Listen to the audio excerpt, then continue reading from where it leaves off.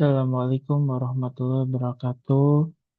Bapak dosen Pak Ucup, selaku dosen pengampu metodologi riset.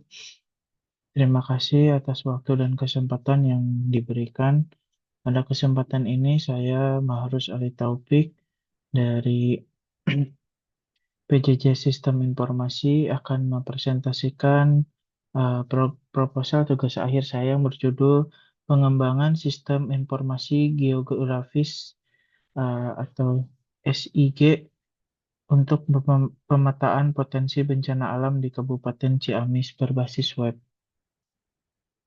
Skripsi ini bertujuan untuk berkontribusi dalam upaya mitigasi dan kesiapsiagaan bencana, khususnya di Kabupaten Ciamis.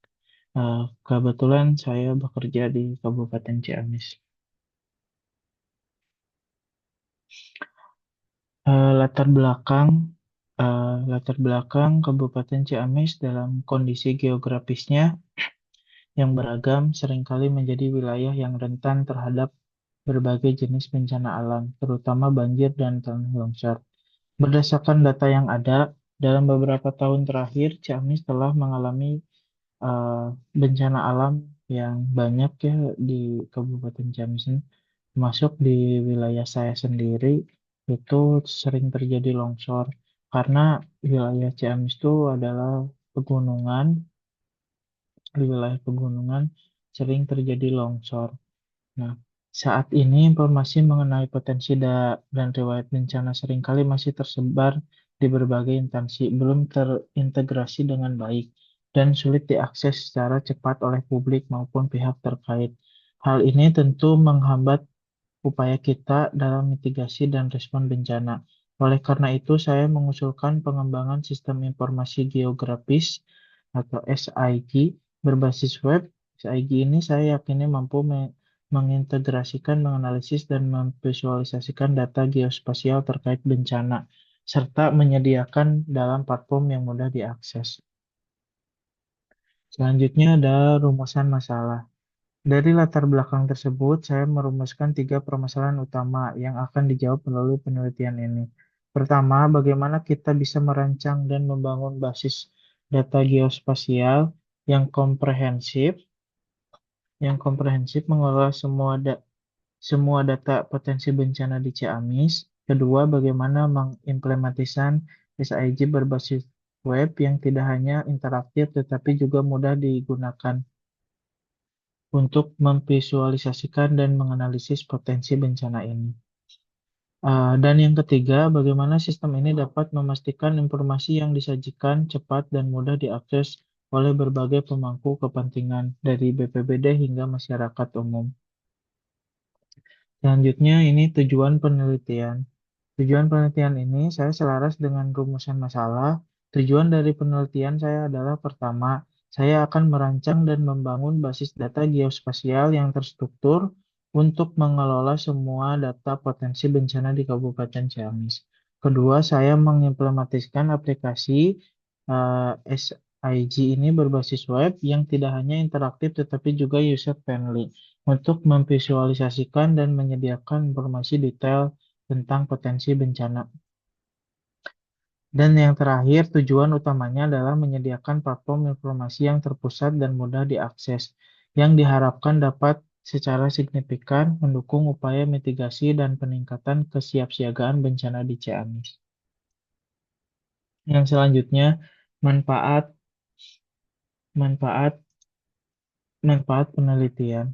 Nah, penelitian ini diharapkan akan memberikan manfaat yang signifikan bagi beberapa pihak, bagi pemerintah daerah, ini termasuk BPBD ini yang paling penting. Sistem ini dapat menjadi dasar yang kuat untuk perencanaan tata ruang, pengambilan keputusan, mitigasi yang lebih akurat, dan penyusunan kebijakan terkait bencana. Bagi masyarakat, sistem ini akan meningkatkan kesadaran dan pemahaman mereka tentang potensi bencana di lingkungan sekitar, sehingga mereka dapat lebih siap dan tanggap. Dan bagi akademisi, penelitian ini dapat menjadi referensi dan dasar bagi penelitian-penelitian selanjutnya di bidang SIG dan mitigasi bencana. Selanjutnya, ada tinjauan pustaka singkat. Dalam tinjauan pustaka, saya mendalami beberapa konsep dasar yang relevan. Pertama, tentang sistem informasi geografis atau SIG. Saya mempelajari definisinya, komponen-komponennya, dan bagaimana SIG telah terbukti sangat efektif dan dalam konteks mitigasi bencana. Kemudian saya juga mendalami konsep bencana alam, khususnya mengenai potensi bencana longsor dan banjir, serta bagaimana strategi mitigasinya. Selanjutnya, saya mempelajari tentang pengembangan aplikasi berbasis web, termasuk arsitektur client-server yang akan menjadi dasar sistem saya, serta keuntungan aksesibilitasnya. Dan tidak kalah penting, pemahaman dalam tentang basis data geospasial, seperti penggunaan PostgreSQL dengan ekstensi PostGIS yang menjadi tulang punggung penyimpanan data spasial saya. Selanjutnya, literatur review. Nah, untuk memperkuat dasar penelitian saya telah meninjau beberapa makalah dari jurnal bereputasi internasional. Yang pertama judulnya A Web-Based GIS Platform for Disaster Risk Assessment and Management.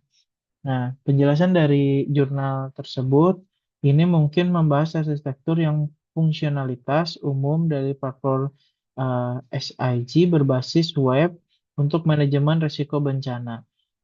Anda dapat mengulas bagaimana mereka menangani integrasi data spasial, visualisasi interaktif, dan bagaimana mereka mendesain antarmuka pengguna untuk aksesibilitas. Nah, yang kedua ini judulnya GIS Based Multi-Criteria Decision Analysis from Landslide Susceptibility Mapping in Hilly Areas. Dari penjelasan jurnal ini kemungkinan fokus pada metode analisis dalam uh, SIG untuk memetakan kerentanan bencana, khususnya tanah longsor. Mereka mungkin menggunakan teknik overlay peta. Nah, yang ketiga ini saya ngambil berjudul Development of an Open Source Web GIS Application for Flood Hazard Mapping and Public Awareness. Nah, dari jurnal ini bisa membahas penggunaan open source dalam pengembangan SIG berbasis web, khususnya untuk pemetaan bahaya banjir dan peningkatan kesadaran publik. Nah, yang keempat judulnya Integration of Remote Sensing and GIS for Rapid Assessment of the Disaster Affected Areas. Nah, dari jurnal ini mungkin membahas bagaimana data penginderaan jauh citra satelit atau drone diintegrasikan dengan SIG untuk analisis cepat pasca bencana atau bahkan identifikasi potensi risiko bencana. Nah, ini sangat bagus banget. Yang kelima, saya mengambil contoh The Role of Web-Based GIS in Community Participation for Disaster Risk Reduction. Jurnal ini mungkin menyoroti aspek partisipasi masyarakat dan bagaimana berbasis web dapat memfasilitasi komunikasi dua arah yang penyebaran informasi kepada komunikasi lokal. Ini penting untuk memastikan bahwa sistem Anda tidak hanya informatif tetapi juga mendorong kesiapsiagaan masyarakat. Selanjutnya, metodologi penelitian gambaran umum. Penelitian ini akan menggunakan pendekatan penelitian pengembangan atau terapan. Untuk pengembangan sistem, saya akan mengadopsi metode atau seperti prototype, agile. Saya memilih ini karena eh, memungkinkan literasi cepat dan umpan balik dari calon pengguna sejak awal, atau fleksibel terhadap perubahan kebutuhan selama proses pengembangan. Secara umum, tahapan penelitian saya akan meliputi perencanaan dan pengumpulan data. Dilanjutkan dengan analisis kebutuhan sistem yang mendalam, kemudian perencanaan sistem, implementasi sistem, dan terakhir pengujian sistem dengan memastikan fungsionalitas dan kualitasnya. Selanjutnya, metodologi penelitian dan alat. Data yang akan saya gunakan mayoritas adalah data sekunder yang akan saya peroleh dari instansi terkait seperti BPBD Ciamis, BPS, BMKG, dan data dasar dari Geospatial Information Agency. Data ini meliputi peta administrasi, topografi, geologi, curah hujan, penggunaan lahan, dan riwayat kejadian bencana untuk menentukan potensi. Dalam hal perangkat lunak, saya akan memanfaatkan QGIS untuk pra-prosesan data geospasial dan PostgreSQL dengan PostGIS sebagai database geospasial.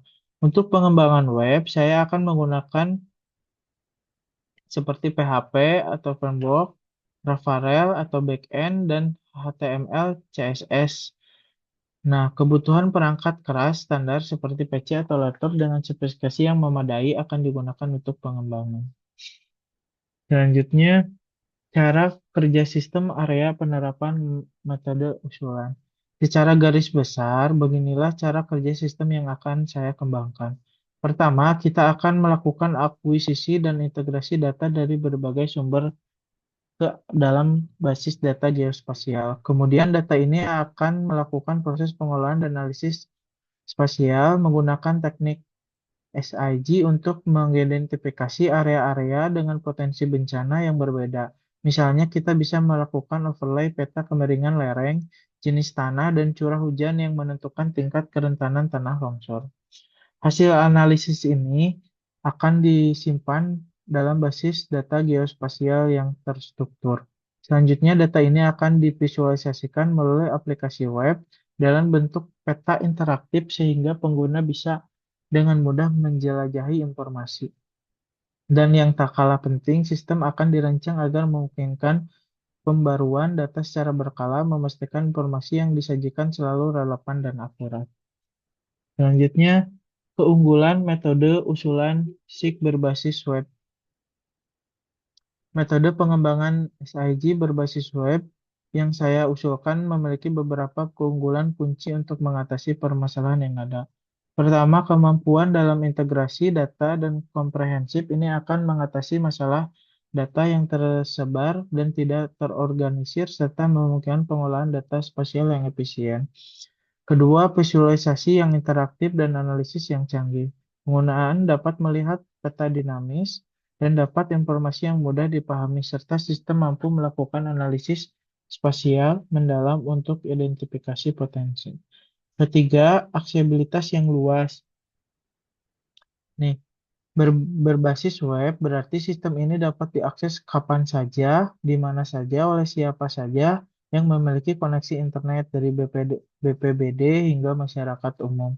Singkatnya, semua keunggulan ini akan secara signifikan mendukung pengambilan keputusan yang lebih baik dalam upaya mitigasi dan kesiapsiagaan bencana di Kabupaten Ciamis. Selanjutnya, outcome yang capaian yang diharapkan dari saya, dari penelitian ini, saya mengharapkan beberapa capaian utama. Pertama, akan terwujud basis dan data integrasi yang menjadi sumber data tunggal dan akurat untuk potensi bencana di Ciamis. Kedua, akan terbangun aplikasi web yang fungsional, interaktif, dan user-friendly yang siap digunakan oleh berbagai pihak. Capaian yang penting lainnya adalah peningkatan akses informasi mengenai potensi bencana bagi seluruh lapisan masyarakat. Dan pada akhirnya, sistem ini akan menjadi alat yang kuat untuk mendukung pengambilan keputusan yang diharapkan dapat memperkuat upaya mitigasi dan kesiapsiagaan bencana di Kabupaten Ciamis, serta pada gilirannya mengurangi resiko dan dampak bencana. Terima kasih. Sekian dari presentasi dari saya. Mohon maaf bila ada kata-kata yang kurang berkenan. Assalamualaikum warahmatullahi wabarakatuh.